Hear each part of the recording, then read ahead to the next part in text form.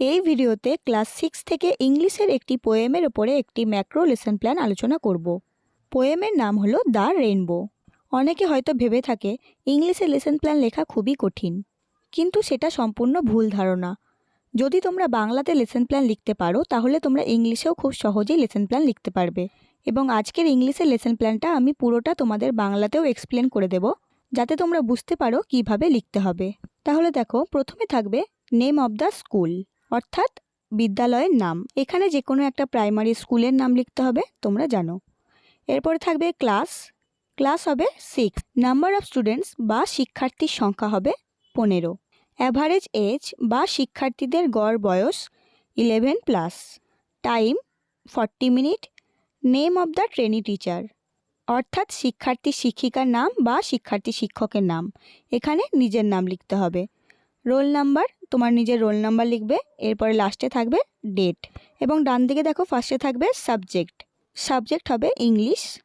তারপরে থাকবে একক বা ইউনিট, ইউনিটে পোয়েমের নামটা লিখবে দ্য রেইনবো।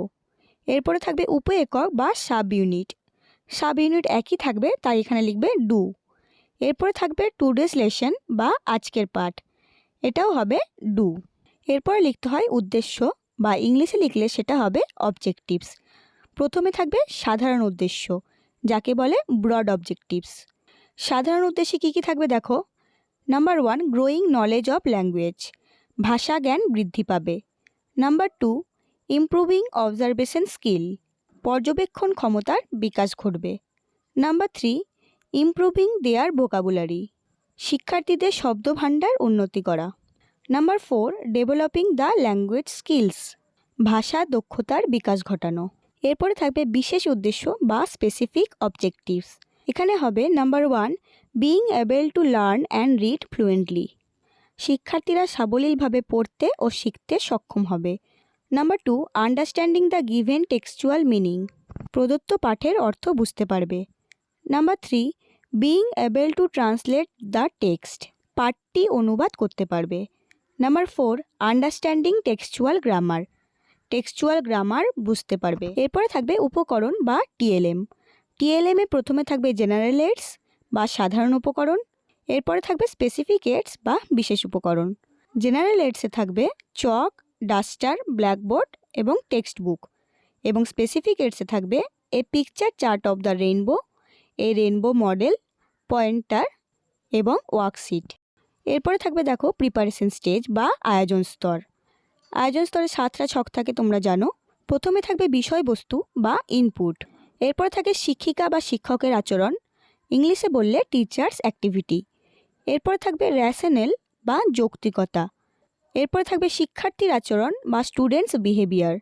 তারপরে আবার থাকবে যৌক্তিকতা। তারপরে থাকবে টাইম। লাস্টে থাকবে এক্সপেক্টেড অ্যান্সার বা বাংলায় বললে প্রত্যাশিত উত্তর।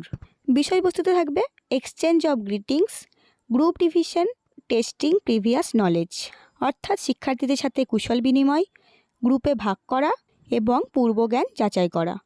টিচার্স অ্যাক্টিভিটিতে লিখবে after a small interacts with the students I will divide the class into 2 groups, group A and group B, অর্থাৎ শিক্ষার্থীদের সাথে কুশল বিনিময় করার পর আমি তাদের 2টি দলে ভাগ করব।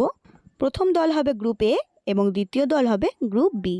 এর যৌক্তিকতা হবে মোটিভেশন অ্যান্ড ক্রিয়েট ইন্টারেস্ট, অর্থাৎ প্রেরণা এবং আগ্রহ সৃষ্টি। শিক্ষার্থীর আচরণ বা স্টুডেন্টস বিহেভিয়ারে লিখবে students will also exchange greetings and act as per teachers instruction, শিক্ষার্থীরাও কুশল বিনিময় করবে এবং শিক্ষিকা বা শিক্ষকের আদেশ মান্য করবে।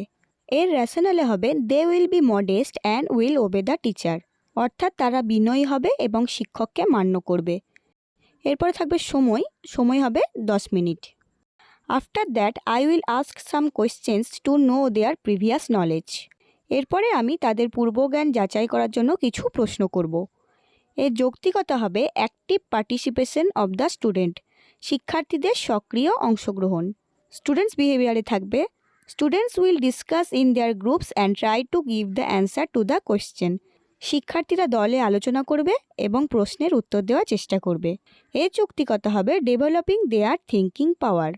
এরপরে পাঠ শুরু করার আগে আয়োজন স্তরে তোমরা কিছু প্রশ্ন করতে পারো, যেমন do you know where we see the rainbow, তোমরা কি জানো আমরা কোথায় রেইনবো দেখতে পাই? শিক্ষার্থীরা বলবে in the sky. Can you tell me how many colours has the rainbow? তোমরা কি বলতে পারবে রেইনবোতে কটা রং আছে? শিক্ষার্থীরা বলবে 7টা রং। When do we see the rainbow? আমরা রেইনবো কখন দেখতে পাই? শিক্ষার্থীরা বলবে ইন রেনি সিজন। এছাড়াও বিষয় সম্পর্কিত আরও কোনো প্রশ্ন যদি তোমাদের মনে থাকে সেগুলোও লিখতে পারো। এরপরে থাকবে প্রেজেন্টেশন স্টেজ বা উপস্থাপন স্তর। এর ইনপুট বা বিষয়বস্তুতে লিখবে use of TLM, reading the text. এরপরে দেখো টিচার্স অ্যাক্টিভিটি, এতে থাকবে I will show them A chart to introduce the subject. বিষয়বস্তুর সাথে পরিচিতি করানোর জন্য আমি তাদের একটি চার্ট দেখাবো। র্যাশনাল বা যৌক্তিকতা হবে টু গ্রো ইন্টারেস্ট, আগ্রহের বৃদ্ধি করা। স্টুডেন্টস বিহেভিয়ার লিখবে students will observe the chart carefully. এর যৌক্তিকতা হবে ডেভেলপিং অবজারভেশন স্কিল, পর্যবেক্ষণ ক্ষমতার বিকাশ।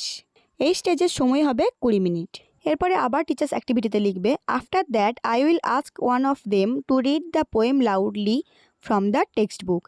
এরপরে আমি শিক্ষার্থীদের মধ্যে যে কোনো একজনকে টেক্সট বুক থেকে কবিতাটি জোরে জোরে পড়তে বলবো। এর যৌক্তিকতা হবে ডেভেলপিং রিডিং স্কিল, পঠন দক্ষতার বিকাশ ঘটানো। শিক্ষার্থীর আচরণে লিখবে one of them will read the poem and others will listen to him or her. তাদের মধ্যে একজন কবিতাটি পড়বে এবং বাকিরা তাকে শুনবে।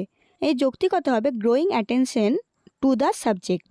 এরপরে লিখবে then I will explain the poem and write down some important word meanings in the board. এরপরে আমি কবিতাটি ব্যাখ্যা করব এবং কিছু গুরুত্বপূর্ণ শব্দার্থ বোর্ডে লিখে দেব। এর যৌক্তিকতা হবে নলেজ অ্যাবাউট দ্য সাবজেক্ট, বিষয়বস্তুর সম্বন্ধে জ্ঞান। স্টুডেন্টস বিহেভিয়ারে লিখবে students will listen to the teacher carefully and write down the word meanings in their copies.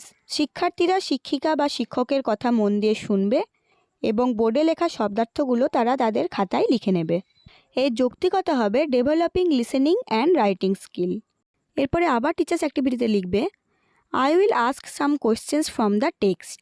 শিক্ষার্থীর আচরণে লিখবে students will try to answer the questions. এই স্টেজে তোমাকে কবিতা থেকে কিছু প্রশ্ন করতে হবে। যেমন দেখো ফার্স্ট প্রশ্ন হতে পারে where does the boat sail on? শিক্ষার্থীরা বলবে on the rivers. Where does the ship sail on? শিক্ষার্থীরা বলবে অন দ্য সি। এই প্রশ্নগুলো কবিতা থেকে নেওয়া, তোমরা কবিতাটা পড়লে বুঝতে পারবে এবং তোমরা চাইলে কবিতা থেকে আরও প্রশ্ন করতে পারো। প্রেজেন্টেশন স্টেজের পরে হবে চকবোর্ড সামারি, যাকে বাংলায় বলে কৃষ্ণফলক ব্যবহারের স্তর। বোর্ড ওয়ার্কের বাঁদিকে থাকবে ক্লাস এবং ডেট এবং ডান দিকে থাকবে সাবজেক্ট, ইউনিট এবং টুডেস লেসন। যদি তোমরা এটা ডেমো দাও তাহলে ডেমোর সময় বোর্ডে তোমরা যা লিখবে এখানেও তাই লিখবে। আমি এখানে দুটো ওয়ার্ড মিনিং লিখেছি, এর বেশি কিছু লিখিনি। এরপরে থাকবে মূল্যায়ন স্তর বা পোস্ট প্রেজেন্টেশন স্টেজ। এখানে ইনপুট বা বিষয়বস্তুতে লিখবে oral test, worksheet solve. Teachers অ্যাক্টিভিটিতে লিখবে for evaluating today's lesson I will ask some questions. আজকের পাঠটি মূল্যায়ন করার জন্য আমি তাদের কিছু প্রশ্ন করব। এর র্যাশনাল বা যৌক্তিকতায় লিখবে টু জাজ দেয়ার অ্যাকোয়ার্ড নলেজ অ্যান্ড কনসেপশন, তাদের অর্জিত জ্ঞান এবং ধারণার বিচার করা। স্টুডেন্টস বিহেভিয়ারে লিখবে students will try to answer the questions. শিক্ষার্থীরা প্রশ্নের উত্তর দেওয়ার চেষ্টা করবে। মূল্যায়ন স্তরের সময় হবে 10 মিনিট। এরপরে তোমরা কবিতা থেকেই যে কোনো প্রশ্ন করতে পারো। আমি এখানে একটাই প্রশ্ন লিখেছি what is more prettier than boats and ships? শিক্ষার্থীরা বলবে the clouds that sail across the sky. After that I will distribute some worksheet among the students and help them to solve. এরপরে আমি শিক্ষার্থীদের কিছু কর্মপত্র প্রদান করব এবং তাদের কর্মপত্র সমাধান করতে সাহায্য করব। স্টুডেন্টস বিহেভিয়ারে লিখবে students will solve the worksheet as per teachers instruction. শিক্ষার্থীরা শিক্ষিকার আদেশ মতো কর্মপত্র সমাধান করবে। এই যৌক্তিকতা হবে complete idea about today's lesson, আজকের বিষয় সম্বন্ধে সম্পূর্ণ ধারণা। মূল্যায়ন স্তরে পরে থাকে সংশোধনী পাঠদান, ইংলিশে যাকে বলে রিমেডিয়াল টিচিং। এখানে কি লিখবে দেখো I will arrange a remedial lesson on the next day according to the needs of the learners, specially for helping students with learning difficulties by providing clean instruction and summarising main points. এরপরে একটা worksheet দিতে হবে। ওয়ার্কশিটটাও তোমরা নিজের মতো করে বানাতে পারো। তাহলে আশা করছি তোমরা এই লেসন প্ল্যানটা বুঝতে পেরেছো। ম্যাক্রো লেসন প্ল্যান লেখা খুব একটা কঠিন নয়। তোমরা একটা টপিকের উপর লেসন প্ল্যান করে গেলেই যে কোনো টপিকের উপর লেসন প্ল্যান নিজেই বানিয়ে লিখে দিতে পারবে।